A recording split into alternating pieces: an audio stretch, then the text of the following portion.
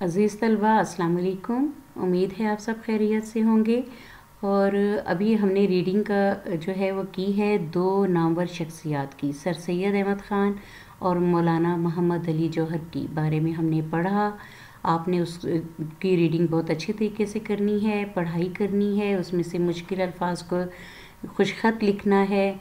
अब मैं आपको वहाँ से ही ये जो दोनों हमने नामवर शख्सियात पढ़ी हैं वहाँ पर जो मुश्किल अल्फाज हैं उनके मानी मैं आपको बताती हूँ, और आपने ये मानी जो है इनको आपने याद करना है। ठीक है, अच्छी तरह से आपने इन मानी को याद करना है।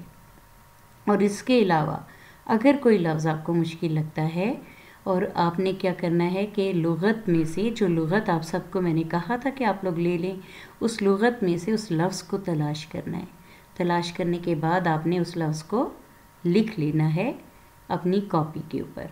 ठीक है, ताकि आपके पास आपकी, इससे क्या होता है बच्चों, जब आप खुद ढूंढते हैं लफ्ज़ को, तो जब आप खुद ढूंढते हैं तो आपको याद भी रह जाता है। दूसरी बात यह है कि आपके ज़ख़ीरा अल्फाज में, आपकी वोकैबुलरी में इजाफ़ा होता है।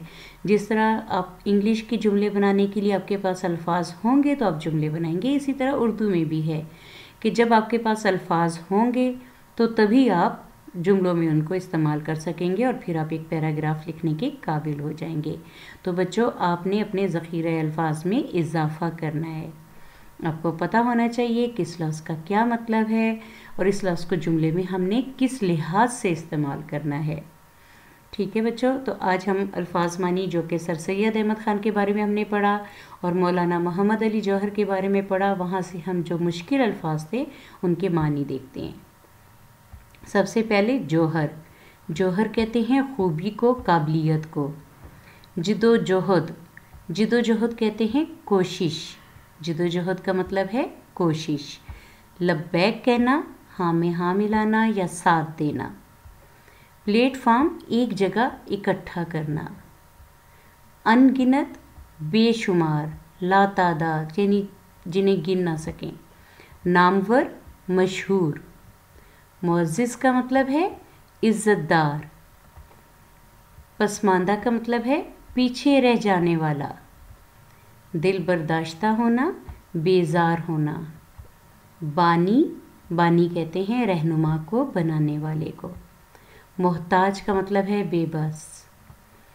हामी यानी बेबस से मुराद ये है कि जो दूसरों का मोहताज होता है, जो दूसरों पे डिपेंड करता है, जो दूसरों की मदद चाहता है। हामी, हिमायत करने वाला। बाद अज़ां, इसके बाद। बाद अज़ां का मतलब है इसके बाद।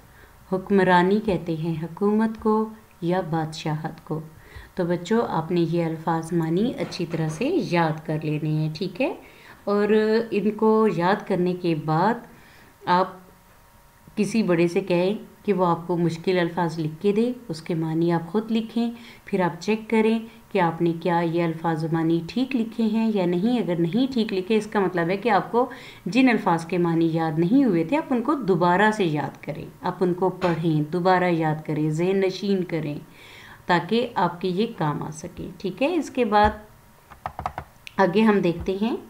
मैंने इन्हीं दो में से चंद सवालात आपको दिए। अब मुझे थोड़ा एहसास है कि मैंने पिछले बार तफ़हीम इबारत में आपको बहुत ज़्यादा सवालात दिए थे, तो अब मैंने इसको थोड़ा कम करने की कोशिश की है, इतना हो कि जो आप आसानी से कर सकें। ठीक है, ये आपकी असाइनमेंट में सवाल आएंगे।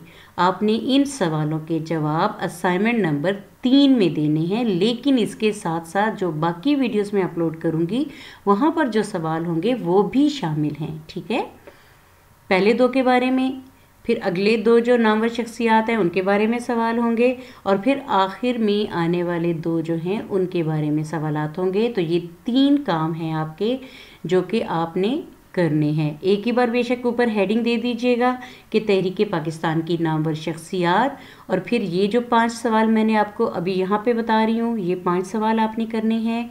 अगली दफ़ा 5 या 6 जो मैं दूंगी वो भी आपने करने हैं, और उससे अगली दफ़ा में जो 5 और 6 सवाल होंगे तो वो भी आपने करने हैं। ठीक है, ये आपकी असाइनमेंट नंबर 3 में आएंगे। इस पूरे हफ्ते में जितना काम मैं आपको दूंगी वो आपने एक साथ करके ایک ہی دفعہ اوپر نام عنوان لکھنا ہے.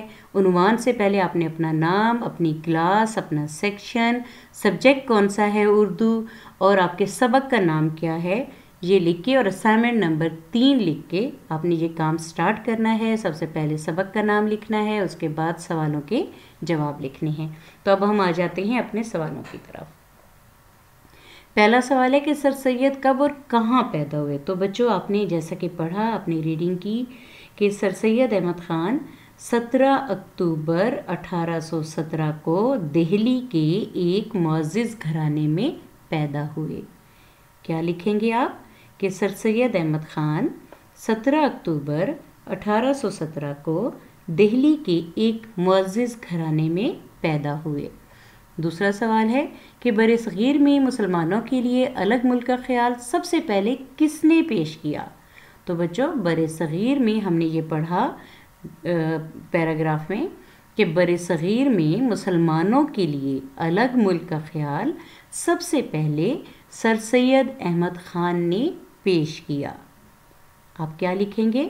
برصغیر میں مسلمانوں کے لیے الگ ملک کا خیال سب سے پہلے سر سید احمد خان نے پیش کیا. سوال نمبر 3 ہے کہ مسلمانوں کی تعلیمی اور معاشرتی حالت کو سنوارنے کے لیے کس شخصیت نے دن رات کام کیا؟ تو بچوں آپ نے جیسا کہ پڑھا، آپ وہیں سے دیکھ کے جس کا جواب لکھیں گے کہ مسلمانوں کی تعلیمی اور معاشرتی حالت کو سنوارنے کے لیے سر سید احمد خان نے دن رات کام کیا. ٹھیک ہے کہ مسلمانوں کی تعلیمی اور معاشرتی حالت کو سنوارنے کے لیے سر سید احمد خان نے دن رات کام کیا. کون ہندو مسلم اتحاد کے ہم زبردست حامی تھے؟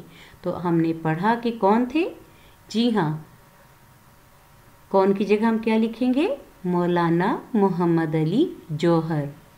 مولانا محمد علی جوہر ہندو مسلم اتحاد کے زبردست حامی تھے.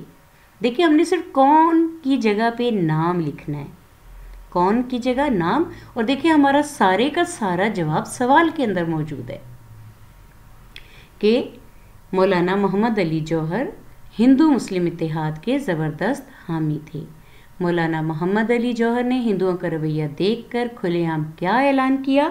تو مولانا محمد علی جوہر نے ہندوؤں کا رویہ دیکھ کر کھلے عام یہ اعلان کیا کہ برصغیر میں مسلمانوں کے باعزت طور پر زندہ رہنے کا واحد راستہ یہی ہے کہ ان صوبوں پر ان کی حکمرانی قائم ہو جہاں مسلمان اکثریت میں ہیں.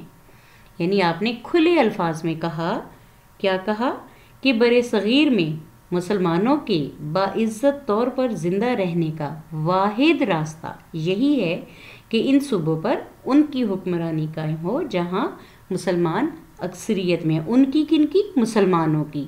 کہ وہ یہ چاہتے تھے کہ جہاں پر مسلمان اکثریت میں ہیں وہاں پر مسلمانوں کی حکمرانی ہو تاکہ وہ عزت کے ساتھ زندہ رہ سکیں.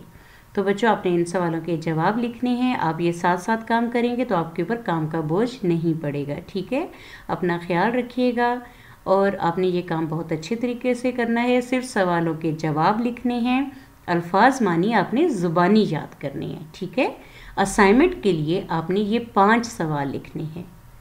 اپنا خیال رکھیے گا، اپنے گھر والوں کا خیال رکھیے گا، ہم سب کو دعاؤں میں یاد رکھیے گا. اللہ حافظ.